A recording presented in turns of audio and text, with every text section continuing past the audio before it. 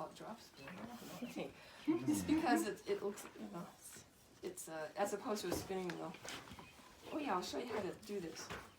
So your spinning wheel, your drop spindle, and you run it around the bottom little peg. And then see how I just have it around my finger? I just go in there and do a half hitch, just so that it catches on that top part and is not going anywhere. And so this is a challenge. It's like rubbing your head and patting your belly all at the same time, because you're twisting this with your right hand and you're controlling the fiber on the left hand. And this action, this weight, is going to spin the fiber for you.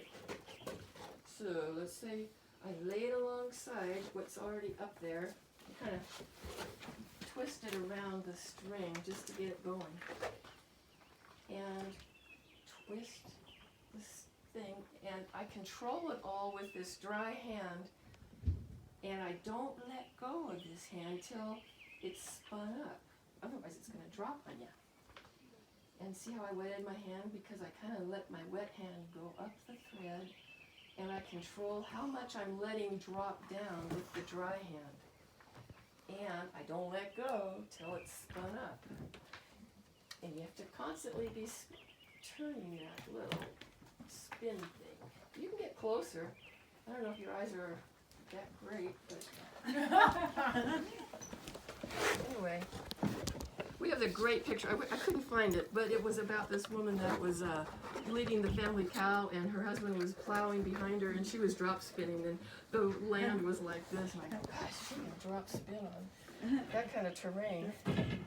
Yeah, but you know, a lot of cultures, if they were learning to spin, they were doing it from the get-go when they were little kids. So this left hand is controlling how much fiber. Oh, let's say, whoop, it fell off. Well, I just lay it right alongside and kind of splice it in and twist it, give it a little twist to keep it going. You know, this is just the more you do it, you'll figure this out. But the left hand controls how much fiber drops down there. So there's a big knot there. So I just stop it. Look, I drop the spindle so it won't keep spinning and undo itself. I'm going to redo that. So how I do that is, I'll take this one here. And there's a lot of cord and a scissors, so you can dress it yourself.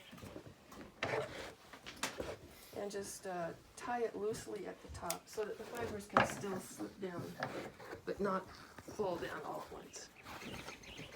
So I just kind of loosely tie it at the top.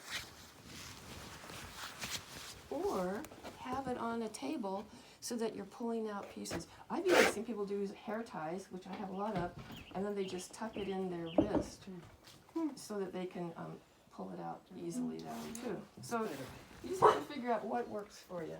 There's a lot of roads to Rome. Not that I want to go there when it was Roman. Okay.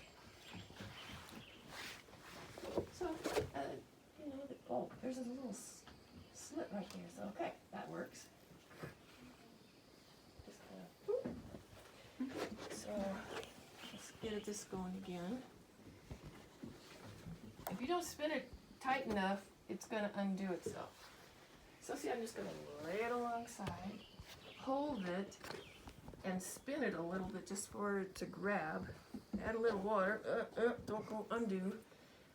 And then I control because how thick your thread is how much you let drop down. And now, I'm at the bottom. I can't go any further unless I was going over the edge there. So what you undo is that little half hitch, slip it off from the bottom and just wind it up like a spool. And then you have to leave enough, gauge it kind of, enough to where you can wrap it around, do your little half hitch, and still have a little bit, you know, you're not right up against all the fibers right here. Just so you have a little leeway. Okay, so here I am spinning away. You can make it as thick or thin as you want. You know, is it better to be thin or better to be thick? Well, if it's real thin, and I can get that on my spinning wheel, then I'll ply it. I'll do two thin threads and put them together. Easier to learn a little thick, but don't go ridiculous thick. But Yeah. easier to learn a little thick. The early stuff is not great thread. You can make into cord. Yeah. Because by the time you ply a crude stuff, it becomes a cord, and it's fine. Yeah, this is probably thinner than you guys are going to start out with. And when I start out each season, my thread is a little thicker than I want it to be. And then I just start honing it down to thin. So we use the thread to sew our books, the cord for it to sew over. Not necessarily. You can do whatever you want. Depends what you end up with. For some people, this is very frustrating. And we have lots of other cords that you can use.